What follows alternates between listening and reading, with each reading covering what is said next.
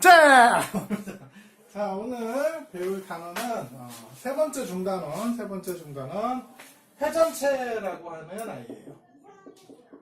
회전체. 자, 입체도형은 크게 다면체, 회전체 크게 두 가지로 나뉘어요. 이 정다면체는 다면체 중에 한 일부인데 특징을 가지고 있는 거. 몇 가지, 그래서 어떤 특징? 자, 이 면이 다 뭐예요? 정다각형이에요. 그죠? 고르나는 몇 종류만 있다 그랬어요? 5종류만 딱 있다 그러고, 그거 표를 암기하는 방법을 가르쳐 줬었죠? 그죠? 암기해두면 편하다. 그래갖고 몇 개 안 되니까 이거는 그냥 암기 분류로 빼서 외워두는 게 편해요. 다면체 같은 경우에는 크게 뭐가 있었어요? 기둥 있었고요. 그죠? 각기둥 있었고, 각불 있었고, 대가 있었어요. 그죠? 각불대라고 하는 대가 있었어요. 기억나요? 이 세 가지를 어떻게 썼는지 얘기를 했고.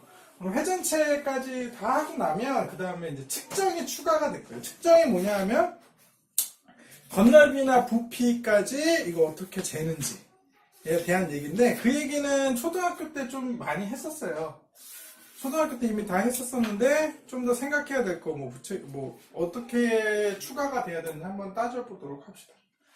자, 회전체를 오늘 배우는데, 회전체는 선생님이 이 큰 칠판을 다 사용해서 표를 하나 그릴게요. 표를 하나 그리면 어떻게 되는지 한번 봅시다. 그럼 일단 지울게. 자, 회전체에 대한 표를 그릴게. 한꺼번에 그냥 통틀어서 표 자체를 외우는 거예요.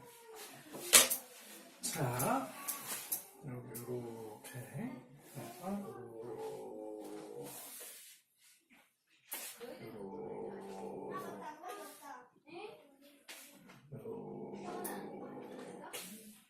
봅시다. 처음에 겨냥도에 대한 얘기를 봤을 때 원기둥, 원뿔. 자, 여기가 원기둥, 원뿔. 여기서부터 해야겠다. 네 가지가 있으니까. 자, 여기다 이렇게. 이거 너무 작네. 그러면 원기둥이. 그러면 여기를 좀 약간 넓혀주고 얘를 쓱 지우면 되지. 그죠?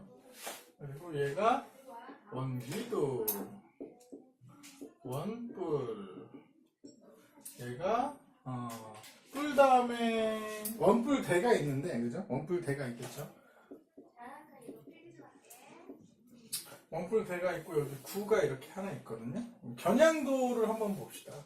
겨냥도 어떻게 생겼나요? 겨냥도를 봅시다. 겨냥도 원기둥은 어떻게 생겼는지 알죠? 이렇게 해서 요렇게 생겼어요. 원뿔은 요렇게 해서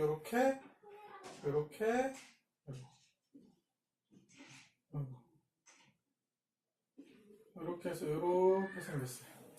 원뿔대는 요렇게 원뿔 모양인데 그 윗면에 평행하게 이렇게 작은 원뿔이 잘라진 모습이다 라고 생각하면 된다 그랬죠?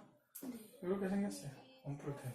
구는 공 모양의 입체도형이라고 그랬었죠. 이렇게 생겼어요. 어렵지 않죠? 그럼 얘 생김새에 대한 명칭을 좀 해볼까요? 얘가 밑면이고요. 얘가 밑면. 얘도 밑면이에요. 그죠? 그러니까 얘랑 밑면이야. 그지? 그럼 얘는 상대적으로 옆면이라고 부릅니다. 그죠? 옆면이라고 부르고요. 이 옆에 이 옆면을 타고서 두 밑면을 수선으로, 옆면을 타고서 두 밑면을 수선으로 여기를 모선이라고 부르고, 이 모선이 무슨 역할을 해요? 높이 역할을 합니다.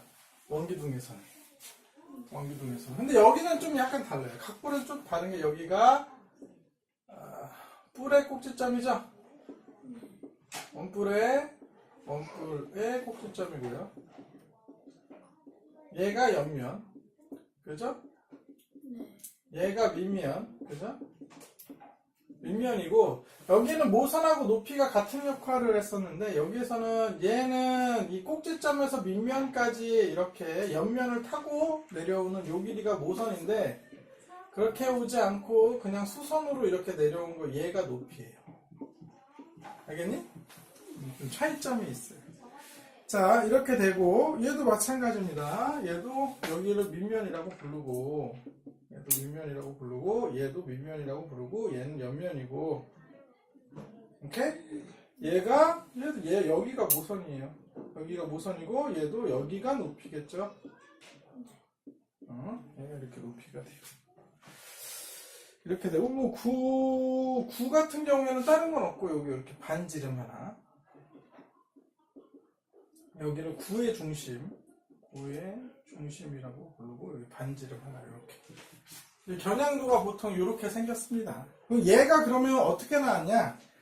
회전을 해서 나온 거예요. 어떤 애를 회전해서 나왔냐 하면 그 회전이 되기 전의 모습을 한번 알아보면 회전축을 기준으로 이렇게 생긴 직사각형 있죠?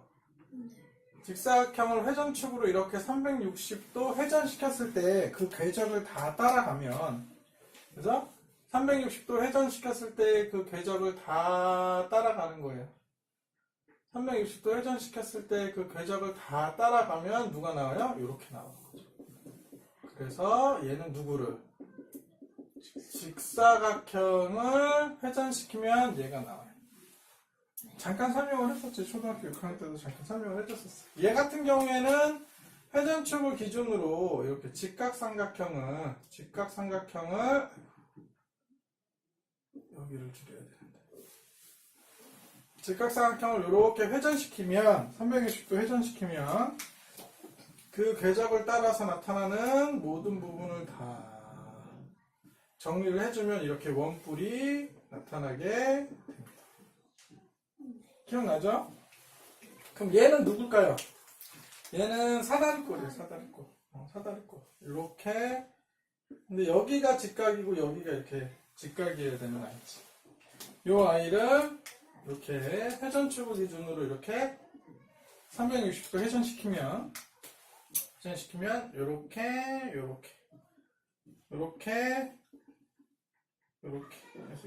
돼요. 아이가 나타나게 되죠. 이해되죠? 그 다음 얘는 그러면 누구를 회전시켰을까? 구는 이렇게 반원을 회전시켰겠지. 이렇게 반원을 회전시키면 이렇게 생긴 구가 나타날 거예요. 아이고 너무 기울어졌다. 그지? 이쪽 좀 옮기면 되지 이거. 좀 옮깁시다. 이해되죠? 좀 그럴싸하네요. 이렇게 해서 돌리면 됩니다. 얘는 직사각형, 얘는 직각삼각형. 직각삼각형인데 여기 이쪽을 회전축으로 해도 되고 이쪽 직각인 이 수직이 되는 두 직선을 기준으로 회전축으로 삼으면 되는데 요 제일 긴 변 있죠? 얘를 기준으로 회전축으로 삼으면 나오지 않아요. 좀 다른 게 나와요. 여기 사다리꼴. 얘는 반원. 이렇게 됩니다. 이해되죠? 그 다음에 이거 좀 이따가 얘기를 할게요. 이게 단면에 대한 얘기를 할게요. 단면. 자, 요거를 겨냥도 그리고 어디에서 나타나는지 회전체, 이거 회전체 뭐야? 회전체 평면. 어떤 아이를 평면으로 회전을 시키면 되는지에 대해서도 이야기를 해줬고요. 그 다음에 또 알아볼 거는 이제 지나가는 단면. 자, 단면이 지나가는데 단면은 크게 두 가지 형태로 지나갑니다. 단면이 지나가는 형태는 뭐냐면 회전축 포함해서 지나가는 단면. 지나갔을 때 그 단면의 모양은 어떻게 됩니까? 라고 물어보는 거고, 얘는 회전축에 수직으로 지나갈 때에 대한 얘기가 나오고, 마지막으로 좀 알아두면 이렇게 회전축 사선으로 지나갈 때는 좀 어떻게 되는지에 대한 얘기도 좀 알아두면 편해요. 그래서 요거는 회전축을 포함해서 단면이 지나간다. 이렇게 회전축 이렇게 돌아가는 이 회전축을 포함하려면 이렇게 똑같이 이렇게 지나갈 수밖에 없어요. 그러니까 회전축이라고 하는 아이를 이렇게 포함해서 지나간다는 거죠. 무슨 말인지 알겠죠? 그럼 요렇게 똑같이 똑바로 포함하게 되면 결국에 무슨 도형이 나와요? 그 단면이 직사각형 여기 나와 있던 아이의 딱 2배 크기의 아이가 나오죠. 이해돼요? 얘도 마찬가지예요. 원래는 이 회전축을 포함하려면 이렇게 지나가요. 여기도 마찬가지로 원래 있던 직각삼각형의 넓이의 딱 2배 되는 아이가 나와요. 얘도 마찬가지죠. 이렇게 나오겠죠? 그죠? 이렇게 나올 거예요. 이렇게 나온다는 얘기는 원래 있던 이 아이의 딱 2배가 되는 아이가 나올 거예요. 얘는 원이 이렇게 나오겠죠. 회전축의 수직으로, 회전축이 이렇게 있는데 수직으로 이렇게 딱 자른다 라고 하면, 수직으로 이렇게 딱 자른다라고 하면 이 아이는 이렇게 이렇게 딱 잘랐을 때 이렇게 단면, 자르는 면하고 이 기둥이, 이 원기둥이 만나서 이렇게 닿는 부분 있잖아요. 그 부분, 닿는 부분을 보면 이렇게 원 모양이 나와요. 상상이 되죠? 딱 잘랐을 때. 이 원 부분이 나온다는 얘기는 이제 위에서 본 모양이랑 똑같습니다. 위에서 본 모양의 도형이 나와요. 얘는 앞에서 본 모양이 나오죠. 앞에서. 앞이나 옆에서 본 모양이 나와요. 이해돼요? 얘도 마찬가지죠. 얘도 위에서 보면 원 모양이 나와요. 얘도 원 모양이 나와요.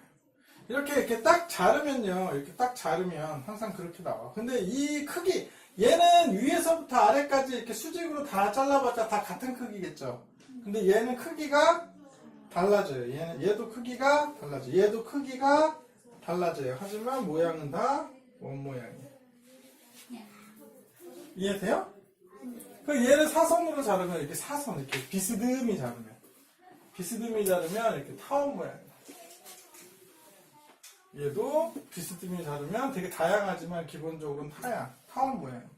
얘도 비스듬히 얘는 자르면 되게 다양하게, 사선으로 자르면 되게 다양하게 나와. 근데 뭐 이런 것도 나오고 이런 것도 나오고 이런 식으로 나와.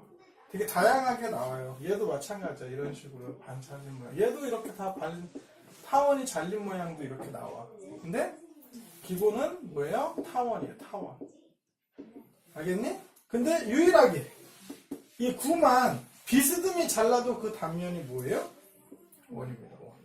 그래서 시험에서 가장 단골로 많이 나오는 거, 단면으로 잘랐을 때 모양이 변하지 않는, 단면의 모양이 변하지 않는 입체도형은 누구입니까? 9예요. 9. 모양과 크기는 바뀔 수 있어도, 모양 미쳤나봐. 크기는 이렇게 바뀔 수 있어.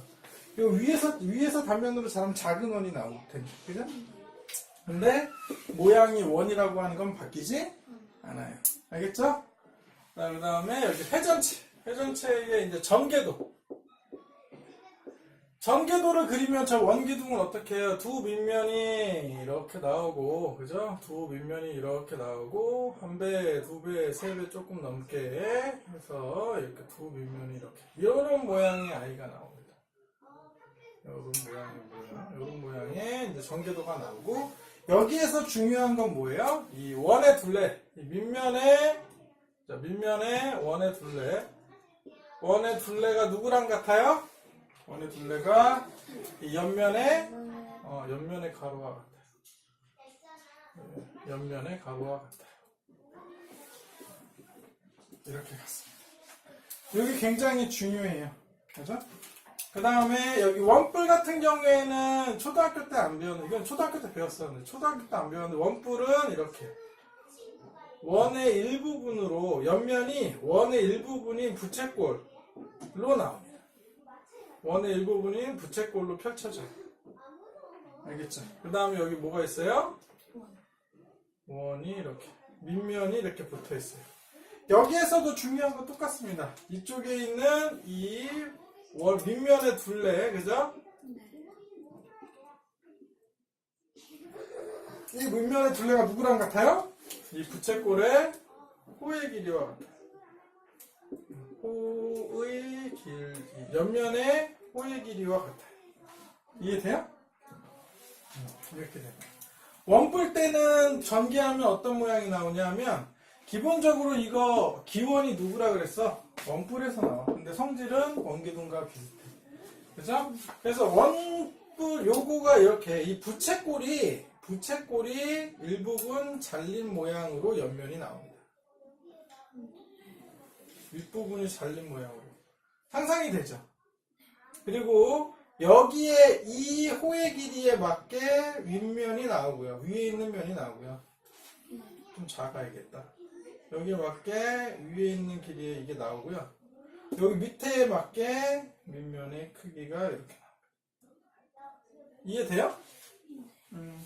이런 식으로 진행이 돼요. 이런 식으로 진행이 돼서 라고 구는 상상할 수 없다라고 생각을 해요. 전개를 상상할 수 없다. 다 곡면이기 때문에 어떻게 펼쳐야 될지 모르겠다 이렇게 생각을 합니다. 그래서 얘는 굳이 생각하지 않습니다. 이런 식으로 진행이 됩니다. 여기서도 마찬가지로 여기에 있는 이 둘레가 얘랑 같아요. 그죠? 밑에 있는 밑면의 둘레가 누구랑 같아요? 여기 있는 호의 길이와 같아요. 이런 성질을 갖습니다. 알겠죠? 어렵지 않죠? 근데 다 아는 얘기인데 정리를 잘 이렇게 표로 한 번에 끝내면 깔끔하잖아. 그죠? 깔끔하죠? 자, 오늘은 여기까지.